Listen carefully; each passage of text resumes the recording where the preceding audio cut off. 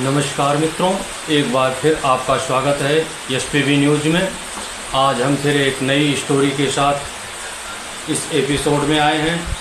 आज हम वक्फ बोर्ड के बारे में चर्चा करेंगे, जहां पर हिंदुओं की पुश्तैनी ज़मीन को कब्जाने के लिए वक्फ बोर्ड ने तरह तरह के हथकंडे अपनाने शुरू कर दिए हैं। हिंदू परिवारों के घरों मकानों पर वक्फ बोर्ड की नज़रें हैं।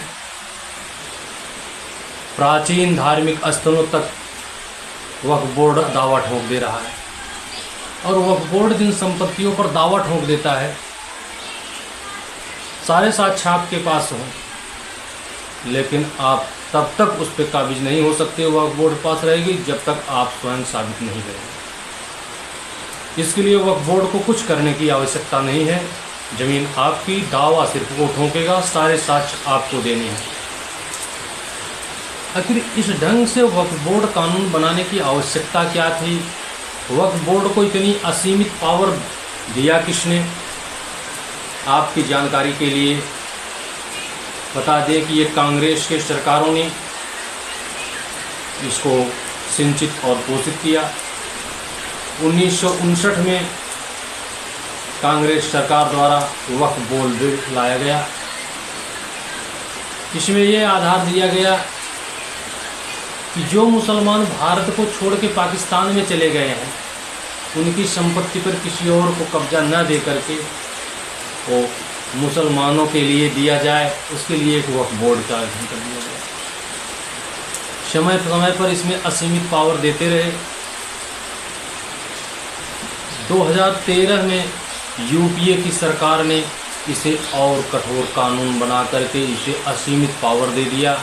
हिंदुओं के धार्मिक स्थल, मंदिर या किसी भी स्थल पे वक्फ बोर्ड अपना कब्जा कर दे, वो नोटिस भेज दे, बस वो उसका हो जाएगा। और मज़े की बात यह है कि वक्फ बोर्ड यह नोटिस भी उर्दू में ही देगा।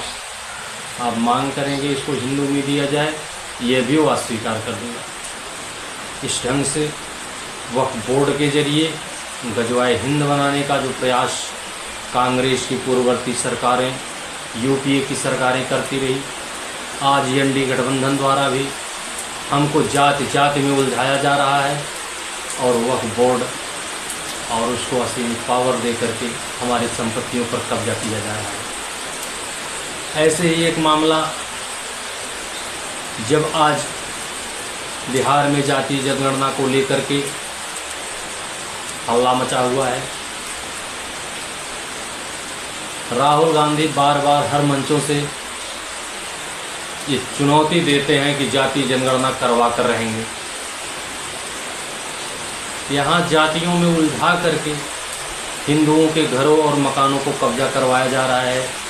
वहीं बिहार के ही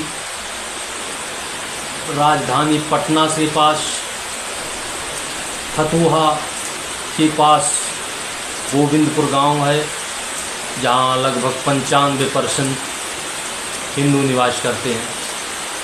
वहाँ वक्फ बोर्ड ने अपना एक बोर्ड लगा दिया और हिंदुओं को नोटिस जारी कर दिया, और उन्हें मकान खाली करने के लिए मात्र 30 दिन का समय दिया गया। जहाँ वक्फ बोर्ड अपनी संपत्ति बता रहा है, वहीं पर एक पूर्व पार्षद मोहम्मद बबलू खान की मकान है, उसको खाली करवाने के लिए नोटिस नहीं दिया जा रहा है। अब सोचिए, जबकि वहाँ पर हिंदू परिवार के लोगों ने सीओ के यहाँ आरटीआई लगाई, उस ज़मीन की नवीयत हमको बताई जाए। उनको वहाँ से जो रिकॉर्ड मिले 1919 से उनके पूर्वजों का कब्जा था, उसको लेकर के उन लोगों ने जिलाधिकारी से भी मांग किया, लेकिन जिलाधिकारी ने कहा कि संपत्ति तो आपकी है, लेकिन आप कोर्ट जाइए। जबकि वक्फ बोर्ड की नोटिस पर बाकायदा जिला प्रशासन ने भी हिंदुओं से खाली करवाने की प्रक्रिया प्रारंभ कर दिया।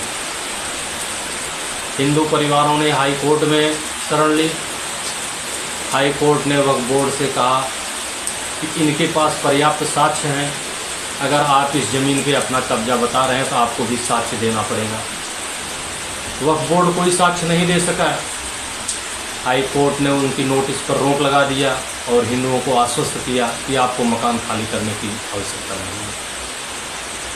माननीय उच्च न्यायालय के आदेश पर वक्फ बोर्ड वहाँ से हट जाना चाहिए, परंतु हटा नहीं, जिससे हिंदुओं में भय व्याप्त है। अब वक्फ बोर्ड ने कहा कि सारे मकान को गिरा करके उसकी खुदाई करवाया जाए और ये देखा जाए कि वो कब्र की जगह है कि नहीं, और उसको वक्फ बताने के लिए प्रमाण दिया जा रहा है कि हिंदुओं ने वक्फ को ये ज़मीन दान दे दिया था। किसने दान दिया था इसका कोई रिकॉर्ड वक्फ के पास नहीं है। इसी तरह से हिंदुओं की एक पवित्र नगरी गुजरात की द्वारिका है। जब इस्लाम धर्म पैदा नहीं हुआ था तब से द्वारिका का इतिहास है। वो हिंदुओं की नगरी थी। वहाँ लैंड जयहाद के नाम पे ज़मीन कब्जा किया जा रहा था। जब सरकार इस पे संज्ञान लिया तो वहाँ पर बहुत सी ज़मीनों को खाली करवाया, लेकिन कुछ ज़मीनें नहीं खाली करवा पाए क्योंकि जहाँ वक्फ बोर्ड ने उनको सर्टिफिकेट जारी कर दिया। ऐसे ही एक ज़मीन हिंदुओं की ज़मीन थी जहाँ लैंड जयहाद के नाम पे हाजी मफ्ता दरगाह बना दिया गया। कुछ वर्षों पूर्व वहाँ एक छोटी सी दरगाह बनाई गई। फिर देखते ही देखते हिंदुओं के सामने ईंट से ईंट जोड़ते हुए एक बहुत विशालकाय दरगाह बना दिया गया और वक्फ बोर्ड ने उस क्षेत्र पे अपना कब्जा बना लिया। जब रिकॉर्ड की पड़ताल की गई तो पता चला कि 1919 से ही वह ज़मीन राम बेनी भीमा के नाम पर है। नाम से ही पता चलता है कि हिंदू की ज़मीन है। वक्फ बोर्ड अधिनियम बना ही नहीं था तो वक्फ की संपत्ति कैसे हो गई। इसी तरह से हम चर्चा करेंगे। दिल्ली सरकार ने नोटिफिकेशन जारी करके एक सर्वे करवाया था 2019 में।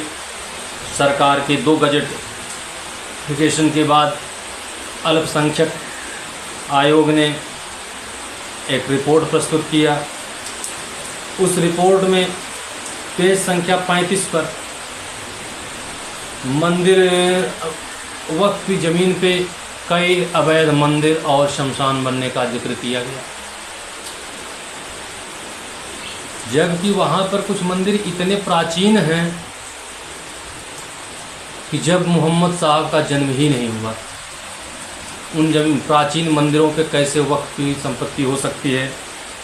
ऐसे ही एक मामला दिल्ली के ही नांगलोई मंदिर है जो वक्फ बोर्ड ने अपने कब्जे में बता दिया, अपनी संपत्ति बताई, जबकि वक्फ बोर्ड का गठन ही 1959 में हुआ है और इस प्राचीन मंदिर को अपना बता रहे हैं। इसी ढंग से बंगलापुरी इलाके में ही एक शमशान घाट है, वहाँ पर काली माता मंदिर भी है। उस शमशान घाट को दिल्ली सरकार लगातार बिजली का बिल उस शमशान के संचालक के नाम ही भेजती है, लेकिन वहाँ भी वक्फ बोर्ड ने अपनी ज़मीन का दावा ठोक दिया। इस तरह से वो जब भी चाहे, जहाँ भी चाहे, जिस भी संपत्ति को अपना दावा ठोक दें। वहाँ से हिंदू मंदिर प्राचीन हो, चाहे हिंदुओं का मकान हो, वो तब तक वक्फ के कब्जे में रहेगा जब तक कि वो अपना स्वयं का होने का प्रमाणित नहीं करेंगे। उनकी सुनवाई के लिए जो वक्फ बोर्ड बनाया गया, उसमें सुनवाई भी वही लोग करेंगे, मुसलमान ही होंगे, हिंदू नहीं होंगे। उसमें एक कांग्रेस की सरकार की, यूपीए सरकार की भ्रष्ट नीति है जो इस ढंग के कानून बनाए। आज जब वक्फ बोर्ड अधिनियम में संशोधन के लिए बिल पेश किया गया तो कांग्रेस और विपक्ष की सरकारें उसका पुरजोर विरोध करने लगी। अब वो विचार के लिए अस्थाई समिति के पास चला गया। हो सकता है बस काफ़ी समय लग जाए। बहुत कुछ प्रावधान हटा भी दिए जाएं। और मज़े की बात तो ये है कि अब जब उस पर संशोधन पर समिति विचार कर रही है, ऐसे में देश की जनता की राय भी लिए जाने का प्रावधान है। अब जब जनता की राय ली जा रही है तो तमाम मुस्लिम संगठन, वक्फ बोर्ड और तमाम अल्पसंख्यक वर्ग से जुड़े संगठन एक IQ कोड जारी किए हैं। उस IQ कोड के जरिए वो आयोग के समक्ष उस पर अपनी राय देना चाहते हैं। लेकिन अगर उस QR कोड को आप जो ही क्लिक करेंगे, उसमें अधिनियम के विरोध में ही सारी बातें लिखी आ जाएंगी। उसे आप क्लिक करेंगे, यानी कि अपना मत देने का भी अधिकार नहीं। और मुस्लिम समाज के लोग जिनको पता भी नहीं है वक्फ क्या है, उसकी संपत्ति से क्या मतलब है, वो निरक्षर हैं, फिर भी वो ऑनलाइन उस पर भेज रहे हैं। लेकिन हिंदू समाज सोया हुआ है, जातियों के नाम पर बटे हैं।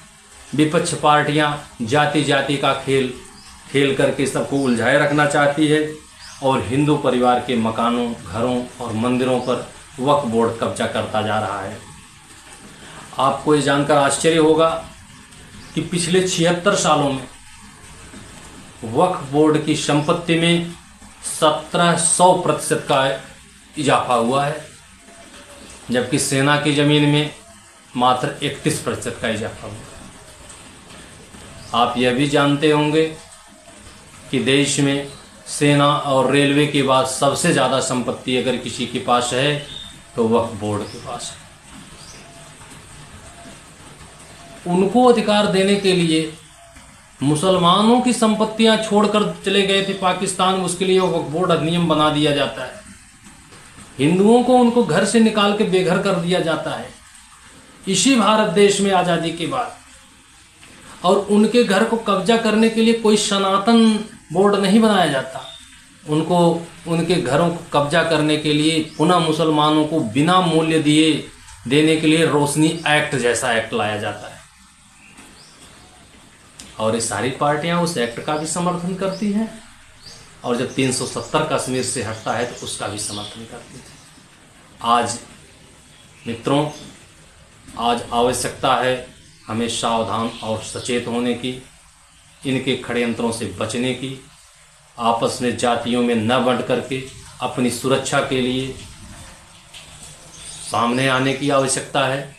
जब वो हमारी संपत्तियों, हमारी प्राचीन विरासतों को कब्जा करते हैं, तब वो ऊंची जात, नीची जात, अगड़ा, पिछड़ा, SC, OBC, दलित, अति दलित इसका विचार नहीं करते हैं। वो तो सबकी संपत्तियों पर कब्जा कर रहे हैं।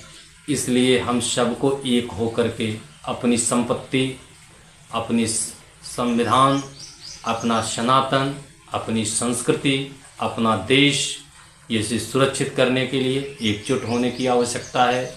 अपनी आवाज़ को एक साथ उठाने की आवश्यकता है ताकि हम इस षड्यंत्र से बच सकें, अपने आप को बचा सकें। इन्हीं शब्दों के साथ आज का हम एपिसोड यहीं पर छोड़ते हैं। अगले एपिसोड में एक और नई चर्चा के साथ आप लोगों के पास आएंगे। तब तक के लिए जय हिंद, जय श्री राम।